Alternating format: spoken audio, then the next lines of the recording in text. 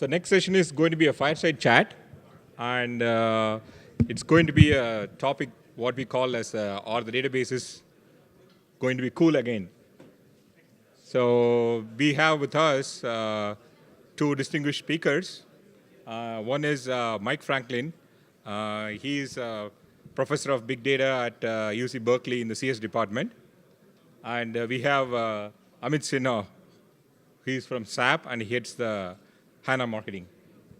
So without any due delay, like Mike and Amit, please give a hands for him. All right. Well, thanks very much for the introduction. And the title of this session is Our Database is Cool Again with Big Data. So as Karthik mentioned, I'm a professor at UC Berkeley. One of the things I do there is teach courses in databases and do a lot of research in database technology through something called the AMP Lab. And I've been doing that my whole career. And honestly, I didn't realize databases had stopped being cool. I thought they were always cool, but I guess it's okay because they're cool again. And so I thought what I'd do by starting was just ask Amit, why he thinks databases are cool and what he's seeing out there that he's finding interesting. Okay, let me reset the clock, right? Bell bottoms were cool in the 70s, and databases were also somewhere invented in that time frame. So being from SAP and largely building applications over the last 30, 35 years, the perspective has been that you abstract the data out of databases.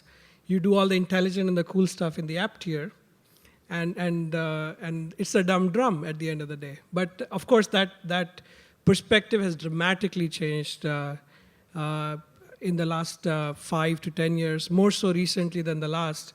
And I do think they've become far cooler now. And you can see how all the cool business logic that the application guys kind of hold dear to themselves in terms of how business decisions get made, how things are made, how things are priced.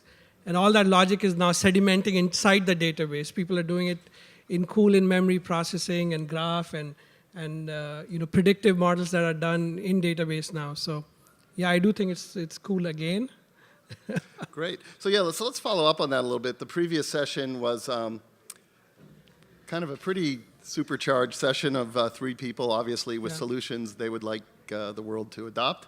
So there's a good discussion of technology there, which is, of course, what I like to talk about too. But I think as just a quick change of pace, why don't we focus a little more on the use cases in the business and talk about things that you've seen in your position at SAP or elsewhere, where big data really is changing the way that people are thinking about business. Absolutely, right. We've heard so many interesting stories about usage of big data, Hadoop and others. And usually it involves companies who are at the cutting edge, right? So either would be a Google, a Facebook, a Twitter, or a Netflix and others, right? But let me give you a very good example of John Deere. This is a company that makes combines and tractors that farmers use.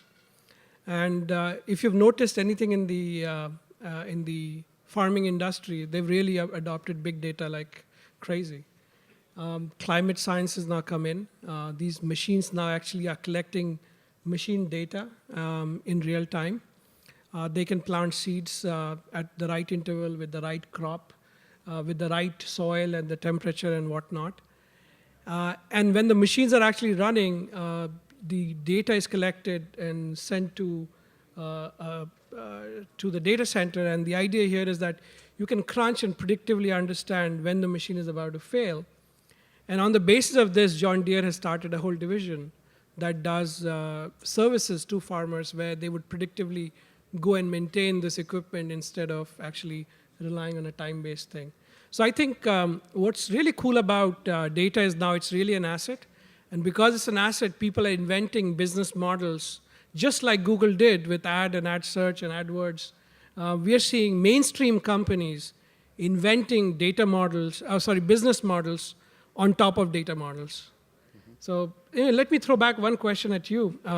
We see this on the business side. Of course, you from your perspective see the evolving architecture of databases with big data. So give some perspective from your side on what this really means.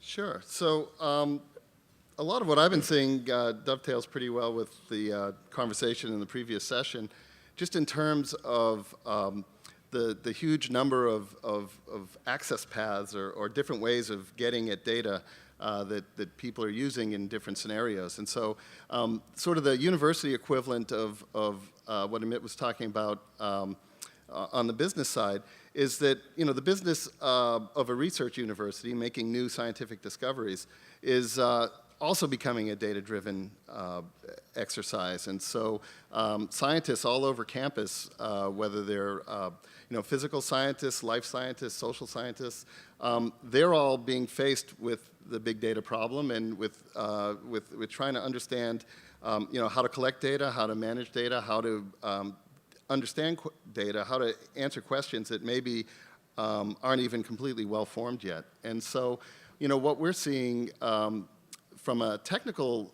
point of view there is that all the things that people have been talking about in the previous session, doing search, doing graph analysis, doing deep analytics, doing machine learning, doing SQL queries, those are all modes of interaction that need to get used by significant portions of the people that are trying to do science across campus. And so one of the things we've been doing in our lab is looking at how do you take a common substrate based on a Hadoop framework.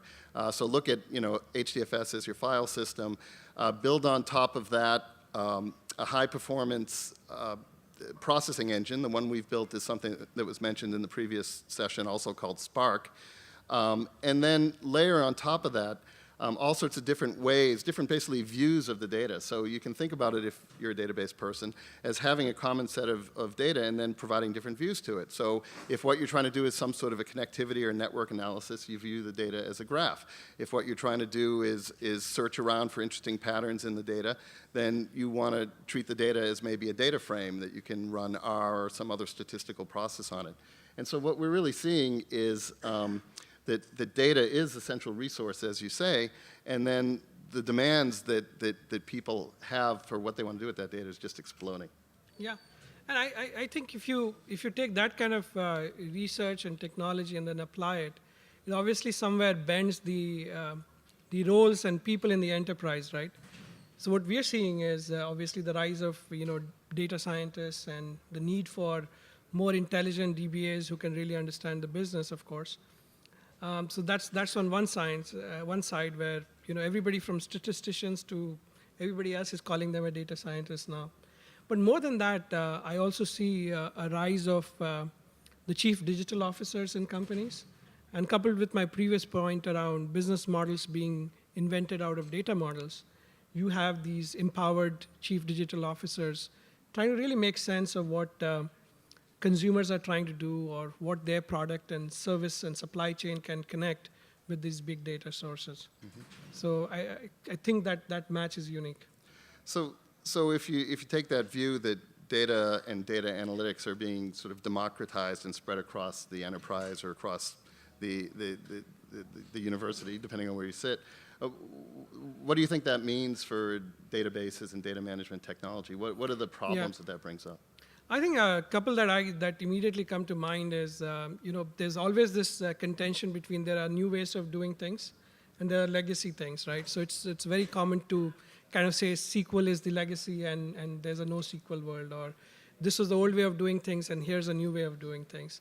I think these are creating some real artificial divides, whereas it's more of a case of and in many cases, right?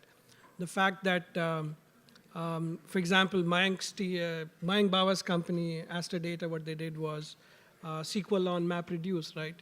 The ability to actually combine these two things really makes sense, right? So I'm wondering if you're seeing something of that sort where the old world and the new world is coming together, and SQL has been very resilient as a technology, right? Right, absolutely. SQL is one of those technologies that people have been trying to get rid of for a long time, and it keeps coming back. It morphs to be able to include the new requirements that people have and that applications have on the data. But yeah, when we started our project in the AMP Lab, our initial implementation didn't support SQL. It was an imperative language called Scala. It was aimed at doing machine learning at very high speeds.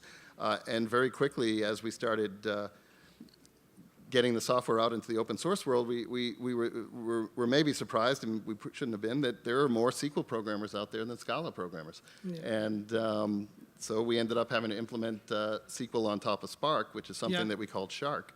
Yeah. That has been sort of when people bring our software stack into their work, that's usually their entry point.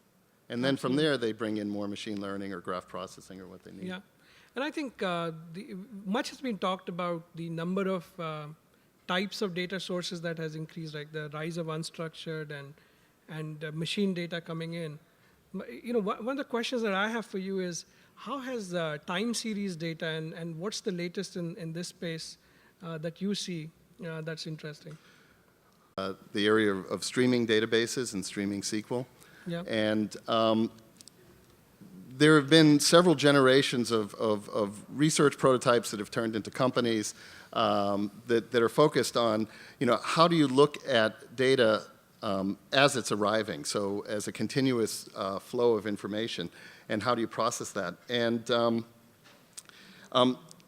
for a long time, those solutions have been fairly niche solutions, and so our particular system ended up being used mostly for network analytics, and other systems end up being used maybe for high-frequency trading or things like that.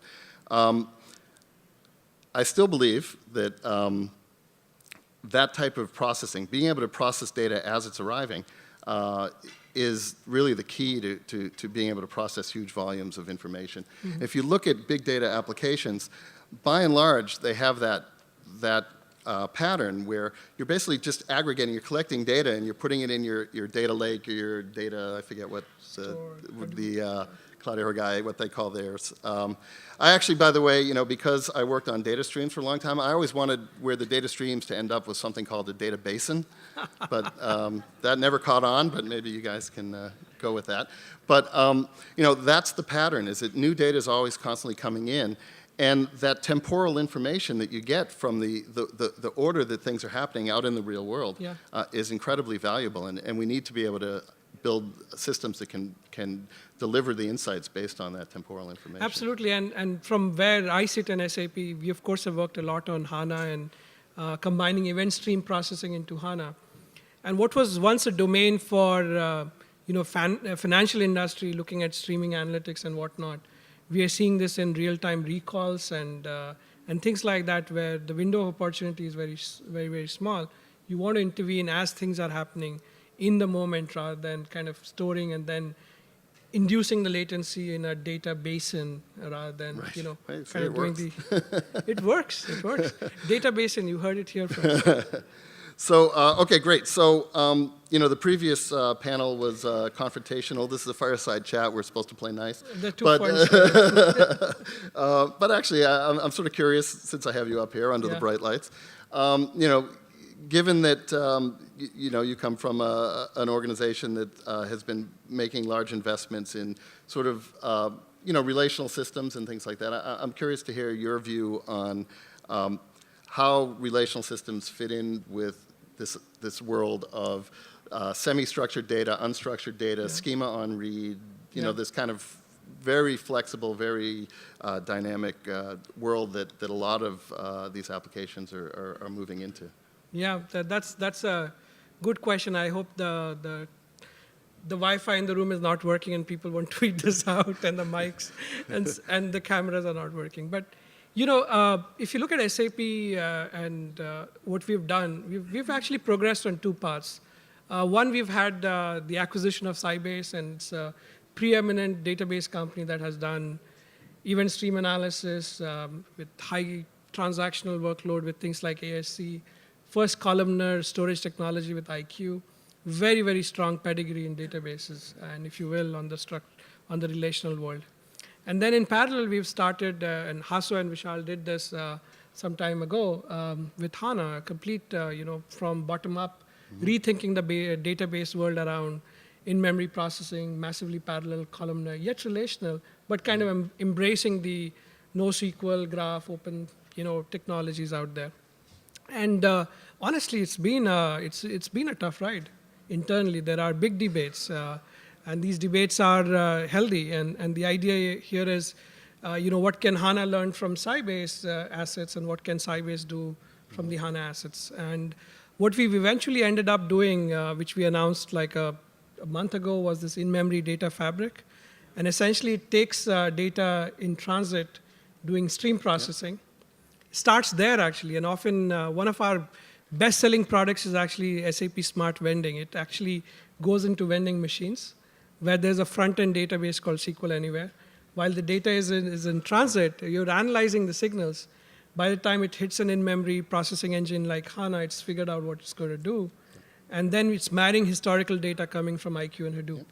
So we're thinking of this as a more logical warehouse instead of a data warehouse or a religious war around this side or that side. And our number one thing that we've learned is if you keep the sales side aside, if you keep the religion side aside, and when you talk architect to architect, it's about data management. It's not about one database. And I think that has helped a lot. Great. Okay, well, the fact that databases are so cool means we could sit up here for hours and talk about it, but I think it's time for a break out there, so I'd like to thank you for your attention, and we're happy to talk to you during the break. Thank you. Thank you so much. That was awesome.